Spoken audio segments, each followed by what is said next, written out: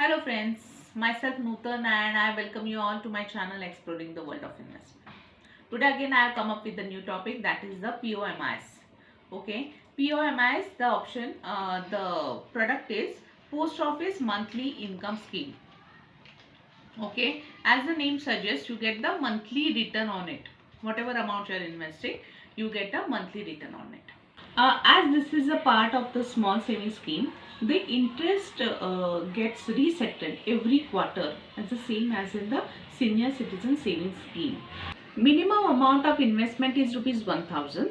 Okay, and इसमें कैसे है, you can open this account in a single name or you can open it in the joint name as well.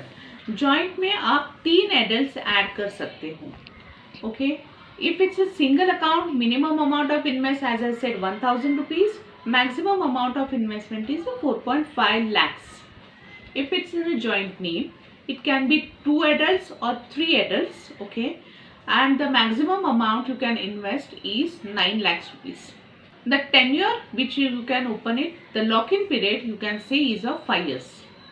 After the completion of 5 years, you can reinvest this amount again for next tenure of 5 years. Regarding premature closure, before 1 year from the date of opening the account, you cannot withdraw the funds. Okay, if suppose you withdraw the funds after 1 year and before 3 years from the date of opening, 2% penalty is applicable. And if suppose you withdraw after 3 years and before 5 years, that is the expiry of this policy, the 1% penalty is applicable. Some important points I would also like to cover, that is TDS is also not applicable either. You cannot avail loan against this investments. This investment is not at all covered under ATC. Rate of interest is 6.6%. Okay, wherein you can get a monthly return on it. And recently post office has come up with the new scheme wherein if suppose investor do not need the interest on monthly basis, what he and she can do is they can reinvest that amount in post office RD.